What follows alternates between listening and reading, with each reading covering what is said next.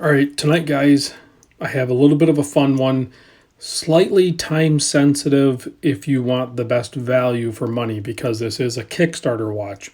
But AJ, this is Alexander James, AJ, and I go back a little ways. I found him on eBay and I actually started communicating with him through eBay, and then we've talked a little bit afterwards as well. But some of the original parts I bought back when I was modding some of the first SKX mods. I don't know if you guys remember the Blue Lagoon dial SKX I built for Jonathan. The Yaboki's blue aluminum chapter ring I actually bought off AJ on eBay, which he has a eBay thing, and he still sells some parts and everything like that. And he was actually building, and probably still is, a bunch of different mod dials for like SNKs, and I think these dials here he might even well, I'm getting sidetracked. Let's talk about this watch. I just wanted to give you a little bit of backstory, how I know AJ, and to let you know that he is heavily involved in the watch modding community. So I thought it was super cool when he told me that he was coming out with this watch, this diver watch. So he spent a lot of time on it. He designed it and everything like that. And you can see it's very similar in a lot of ways to some watches, and you have some styling cues and stuff like that, but in my opinion, it's very much its own thing, especially with the dial that he's created, and he's known for creating his dials. So this is a 40 millimeter case, and then if you measure across the bezel, it's 41 millimeter. As you can see, it kind of sits a little bit wider, which is nice. With this coin edge bezel, you're going to get traction no matter where. So 48 millimeter lug to lug.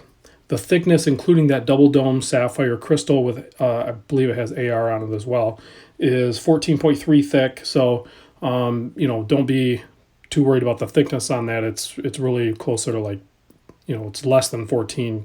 I measured 14.3 because of that double dome. The lug width is 20 millimeters. So guys that like the NATOs and strap change and stuff like that, you're going to be able to, change it out until your heart's desired. The bracelet, this current iteration of the bracelet does taper down to an 18 millimeter. So this one's a prototype. There are going to be some changes, mostly with the way this bracelet is constructed. Right now, this one uses a double screw system, which is kind of a pain in the butt the size. But it's being switched over to a single screw, and then he's going to use his more normal clasp, which is actually really similar to the same style clasp that Uncle Seiko uses. It's going to be very similar to that. So from what I understand, talking to AJ. So there will be some updates on this. And I'll put a link to the Kickstarter in the description, obviously, because I hate to tell you guys this, but the original early, I'm a little late to the game. It opened on the 14th. Today's the 16th, so I'm a couple days behind, but the $275 ones are already sold out. So now the price is at $300, and I think that's a killer value. It has a nice signed crown. You can see it's spaced out a little bit, so similar to how Tudor does. After the Kickstarter, you're looking at a $350 price tag. I think for what you get here, you have BGW9 Lume, you have the ceramic bezel insert, coin bevel edge, a matching, coin screw down crown, 200 meter water resist, excellent fitment, good finishing on the watch head and everything. It's a really good value, and I know I've been showing a lot more expensive watches lately, so I definitely wanted to get this guy's on the channel so you can see that there's still some killer watches for, basically $300, especially if you jump on it right away. So I'll give you a wrist shot here. This thing fits perfect on wrist. This is on my 7 1/4 wrist, and you can see it just wears perfect. It's such a classic case size that it just is going to work spectacular. So let me give you a little close-up of the dial, because this is the gray dial one. Excuse the little bit of lint there. And you can see through that double dome, you have those applied indices, and I'm so glad that he did the 12, 3, 6, and 9. It has kind of an explorer look to it, makes it super legible, and I think it's just stellar looking. I like the handset. It's not too massive and overbearing. They're a little bit wider than I've seen some in the past, so you're definitely going to have enough of the BGW9 Lume on them that you're going to have some decent lume. So I'll give you a lume shot here in a minute. So, and you can see the quality of the ceramic and the, you know, inlay or whatever, the BGW9 in it is going to be really good. You can see it's well done. This has a nice coin edge on it. So overall, I think this is a killer value.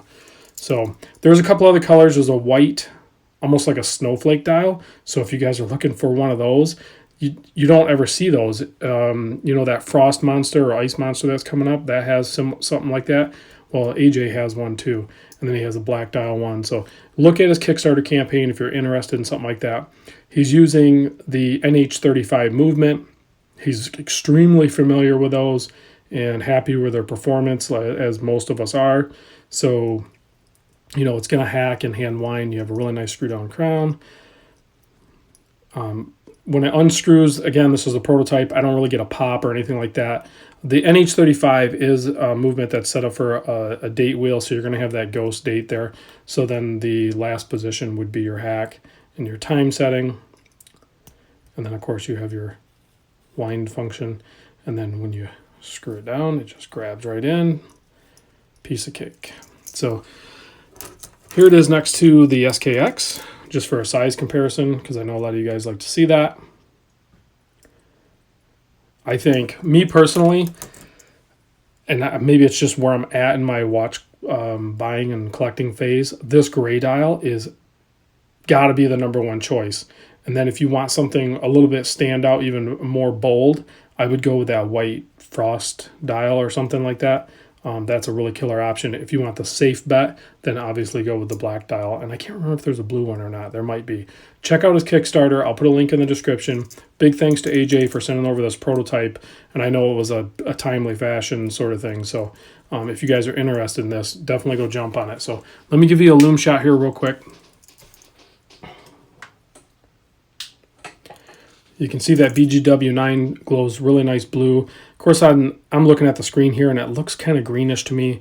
I assure you it's not green. It is a nice cool blue. Here it is next to the SKX. That's actual green. So you can see it's a nice application of BGW9. So, all right, guys, thanks for watching. I'll see you very soon on the next video. Guys, you know how I get way ahead of myself, and I always forget something. It's usually the lume that I have to add on.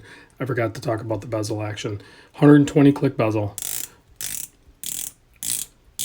Great feeling, great sounding, everything lines up. And you got to remember, this is the prototype too, but if I were AJ, I wouldn't change a thing. I think it's perfect.